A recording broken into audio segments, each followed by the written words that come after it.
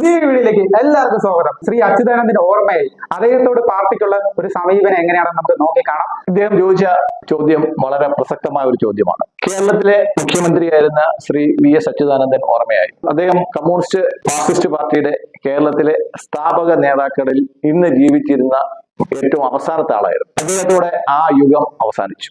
ഇവിടെ നമ്മൾ പരിശോധിക്കുന്നത് ശ്രീ അച്യുതാനന്ദൻ പാർട്ടിയുമായിട്ട് ഇണങ്ങിയും പിണങ്ങിയും ഒത്തിരി കാലം കഴിഞ്ഞു. ഈ കാലഘട്ടങ്ങളിലെ പാർട്ടി അദ്ദേഹത്തോട് എടുത്ത നിലപാട് എന്തായിരുന്നു, അദ്ദേഹം തിരിച്ച് പാർട്ടിയോടെടുത്ത നിലപാട് എന്തായിരുന്നു എന്ന് പരിശോധിക്കാനുള്ള സമയമായി.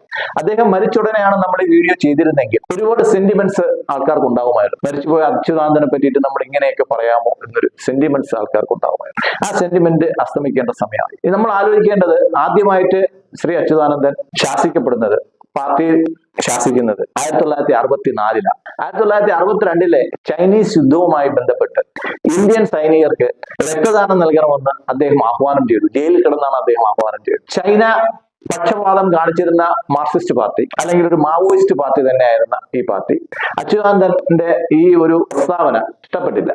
മാത്രമല്ല, ജയിലിൽ നിന്ന് കൂലിയായിട്ട് കിട്ടുന്ന തുച്ഛമായ ഒരു വരുമാനം ഇന്ത്യയുടെ യുദ്ധ ഫണ്ടിലേക്ക് ദാനമായി നൽകണമെന്നും അദ്ദേഹം സഖാക്കളോട് ആവശ്യപ്പെട്ടു. കമ്മ്യൂണിസ്റ്റ് പാർട്ടിക്ക് ഒരിക്കലും ഇത് അംഗീകരിക്കാൻ പറ്റിയ ഒരു കാര്യമല്ല. അതുകൊണ്ട് 1964-ൽ കമ്മ്യൂണിസ്റ്റ് പാർട്ടി അതിന്റെ സെക്രട്ടേറിയറ്റിൽ നിന്നും പുറത്താക്കി. ഇത് ആദ്യത്തെ നടപടിയായിരുന്നു. അത് കഴിഞ്ഞ് 1988-ൽ സംസ്ഥാന സെക്രട്ടറി ആയിരിക്കെ LDF നയത്തിനെതിരെ കേരള ശാസ്ത്ര സാഹിത്യ പരിഷത്തിനെ പിന്തുണച്ച് പ്രസ്താവന ഇറക്കിയതിൽ പാർട്ടി അദ്ദേഹത്തെ പരസ്യമായി ശാസിച്ചു. വീണ്ടും 1988-ൽ ശ്രീ E ബാലാനന്ദനും ശ്രീ MA ബേബിയും സപ്പോർട്ട് ചെയ്ത് അദ്ദേഹം പ്രസ്താവന ഇറക്കിയതിൽ പാർട്ടി വീണ്ടും അദ്ദേഹത്തെ ശാസിക്കുകയുണ്ടായി. ഇത് മൂന്നാമത്തെ ശാസനയായിരുന്നു. 2007-ൽ മുഖ്യമന്ത്രിയായിരിക്കെ പാർട്ടി നയങ്ങൾക്കെതിരായി പരസ്യ പ്രസ്താവന നടത്തിയതിന് അദ്ദേഹത്തെ പാർട്ടി വീണ്ടും ശാസിക്കുകയുണ്ടായി. അതേ വർഷം തന്നെ മുഖ്യമന്ത്രിയായിരിക്കെ പിണറായി വിജയനൊപ്പം അദ്ദേഹത്തെയും പോളിറ്റ് ബ്യൂറോയിൽ നിന്ന് പുറത്താക്കി. ഇത്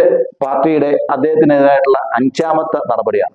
2009-ൽ വീണ്ടും PBയിൽ നിന്നും അദ്ദേഹത്തെ സസ്പെൻഡ് ചെയ്യുകയുണ്ടായി. 2011-ൽ ലോട്ടറി ടിക്കറ്റ്, അന്യസംസ്ഥാന ലോട്ടറി ടിക്കറ്റുമായി ബന്ധപ്പെട്ട വിഷയത്തിൽ പ്രധാനമന്ത്രിക്ക് കത്തെഴുതിയതിന് പാർട്ടി അദ്ദേഹത്തെ ശാസിക്കുകയുണ്ടായി. 2012-ൽ TP വധക്കേസിൽ പാർട്ടി നിലപാടിന് വിരുദ്ധമായി പ്രവർത്തിച്ചതിന് അദ്ദേഹത്തെ വീണ്ടും പാർട്ടി ശാസിക്കുകയുണ്ടായി. അതേ വർഷം തന്നെ 3 മാസം കഴിഞ്ഞ് ന്യൂക്ലിയർ നയത്തിനെതിരെ, പാർട്ടിയുടെ നയത്തിനെതിരെ പ്രസംഗിച്ചതിന് വീണ്ടും അദ്ദേഹത്തെ ശാസിക്കുകയുണ്ടായി. 2013-ൽ ശ്രീ SNC ലാവലിൻ കേസിൽ അദ്ദേഹം എടുത്ത നിലപാട് പാർട്ടി നയത്തിന് വിരുദ്ധമായതിനാൽ അദ്ദേഹത്തെ 10ാമതായി വീണ്ടും ശാസിക്കുകയുണ്ടായി. 11ാമതായും അവസാനമായും 2017-ൽ പാർട്ടി നിലപാടുകൾക്കെതിരെ സംസാരിച്ചതിന് അദ്ദേഹത്തെ സെൻഷർ ചെയ്യുകയുണ്ടായി. ഇങ്ങനെ 11 പ്രാവശ്യം അദ്ദേഹം പാർട്ടി നടപടി നേരിട്ടൊരാളാണ്. ഇത്രയ്ക്ക് സാധിച്ചിട്ടും എന്തുകൊണ്ട് അദ്ദേഹം വേറൊരു ഓപ്ഷൻ നോക്കിയില്ല?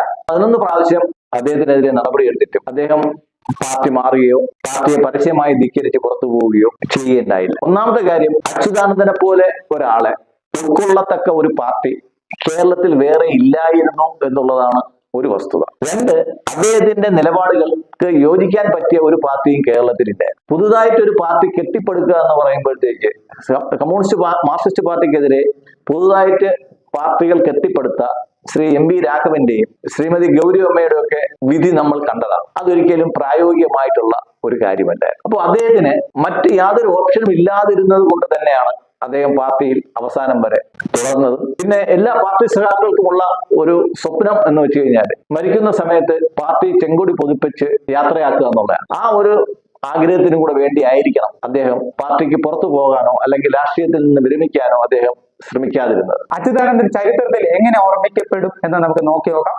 ജീവിതത്തിലെ എല്ലാ പ്രധാനപ്പെട്ട സാഹചര്യങ്ങളിലും കാലഘട്ടങ്ങളിലും പ്രതിസന്ധികളിലും അദ്ദേഹത്തിന്റെ പാർട്ടി സഖാക്കൾ, അദ്ദേഹത്തെ പിന്തുണയ്ക്കുന്നവർ എന്നും വിളിക്കുന്നത് കണ്ണേ കരളെ VS എന്നാണ്. അല്ലെങ്കിൽ വിപ്ലവ നായകൻ, അല്ലെങ്കിൽ വിപ്ലവ സൂര്യൻ, ഇങ്ങനെയൊക്കെയുള്ള പട്ടങ്ങളാണ് അദ്ദേഹത്തിന് ചാർത്തിക്കൊടുത്തത്. അദ്ദേഹത്തെ ഒരിക്കലും കേരളത്തിന്റെ വികസനത്തിന്റെ നേതാവായോ, അല്ലെങ്കിൽ ഒരു പുനരുദ്ധാനത്തിന്റെ നേതാവായോ, അല്ലെങ്കിൽ ഒരു നവോത്ഥാനത്തിന്റെ നേതാവായോ, അല്ലെങ്കിൽ ഒരു വികസനത്തിന്റെ മാതൃകാ പുരുഷനായോ ചരിത്രം ഒരിക്കലും അടയാളപ്പെടുത്തില്ല എന്നുള്ളത് സങ്കടകരമാണ്. നന്ദി, നമസ്കാരം.